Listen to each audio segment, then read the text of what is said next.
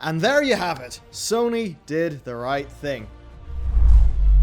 Jim Ryan announced that the PS3 and Vita stores will actually remain open, despite, of course, their previous plans to close them down later this year. This is something that is a huge win. This closure was going to remove over 2,000 digital-only games from sale. The vast majority would be available on other platforms, but 138 games would have been lost. There would have been no legal way to pick them up. A lot of these games were rough, but to say the least, the list does include some games that people may consider important. We've got Sucker Punch's infamous Festival of Blood. We've got supersonic, acrobatic, rocket-powered battle cars, which is kind of the precursor to Rocket League, amongst other things. Regardless, the point is not really about the quality or the legacy of these games, but more the fact that Sony was just going to make them, knowingly, unavailable to customers. Now, the impact to most of us from this would, of course, have been low, if any, but the principle behind the decision is what matters here. This would have been the second major digital store closure in gaming, after, of course, the Wii Shop channel. Now, while 450 titles were on the Wii Shop channel, few of them were exclusives, and that entire project was basically a failure anyway. Also, come on, it's Nintendo. That's the kind of shit we expect from them anyway. As for the Vita store, well, games are actively still being developed. The damn console isn't even 10 years old. The original news here was really a slap in the face to the existing Vita community, which, I mean, it's not massive, but people really do love the Vita, but it was also a slap in the face to anybody who can, see a trend. Because if this is how the availability of digital games is treated now, well, you'd think, how the hell are we going to be moving forward in a majorly digital market? If we knew this was the future, would we have picked up our games physically? So, it is a bit of a bad precedent to, for it to have been the plan to have set it. But thankfully the problem is solved, at least for now.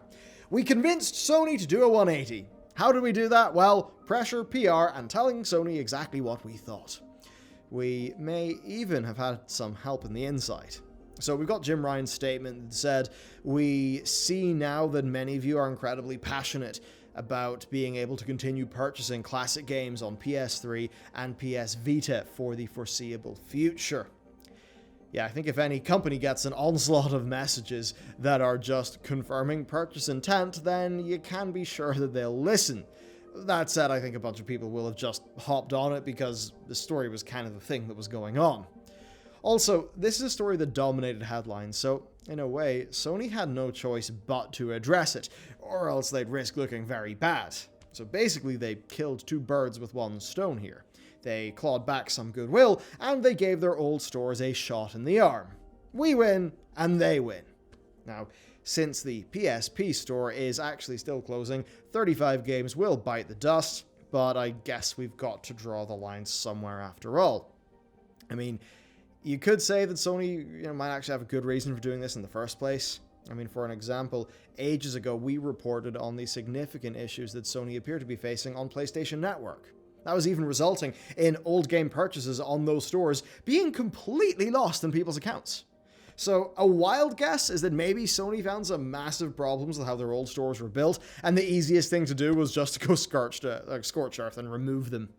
After all, they have actually been rebuilding a lot of their store and PSN functionality anyway. And that's obviously not to mention the cost of maintaining services.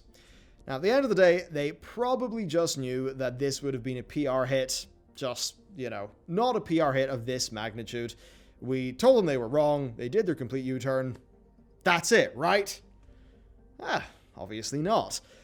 It's all a bit suspicious. So we've got Shuhei Yoshida, one of the fathers of PlayStation and the current head of indies at PlayStation, who celebrated the release of a new Vita game just this week. Yep, the devs actively working on Vita titles scheduled for release after the store closure found out about the store closure at the same time the public did.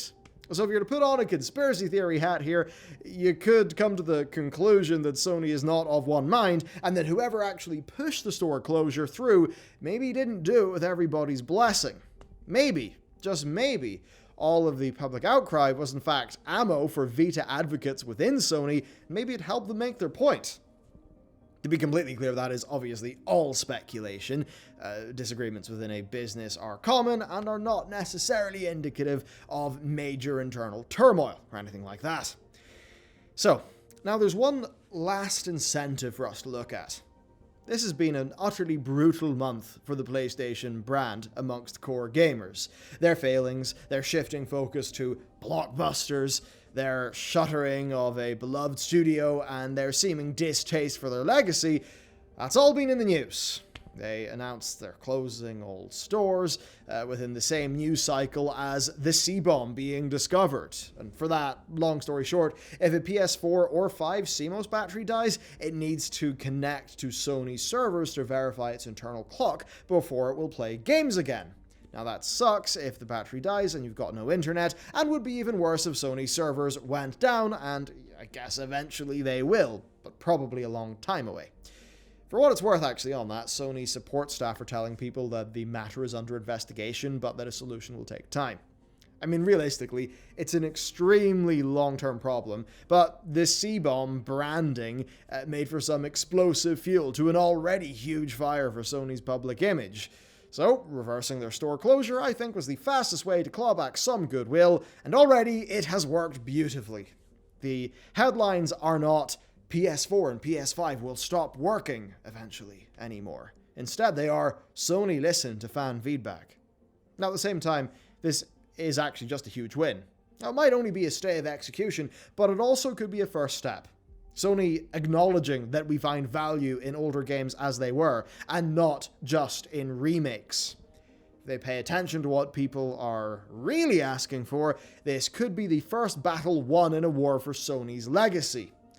Now, the conversation can perhaps move towards backwards compatibility. At the end of the day, the long-term interest of a business is to make stuff that we will buy. All we need to do is tell them, in no uncertain terms, what that is. And hopefully convince Jim Ryan that, in fact, PlayStation 2 games, even though they might look a bit older, are actually pretty cool, and things that many of us are still interested in. Speaking, by the way, of being interested in stuff, hey, our Patreon loot finally arrived, or at least one part of it. You probably can't see it, as of course is a pin. But yeah, there's the axe pin. There's also that along with the art that is in one of our Patreon tiers for this month's bundle. And stay tuned, there will be more cool stuff on Patreon soon. Patrons, thank you for all you do. And also, thank you for watching this video. Have a great day. I will see you next time.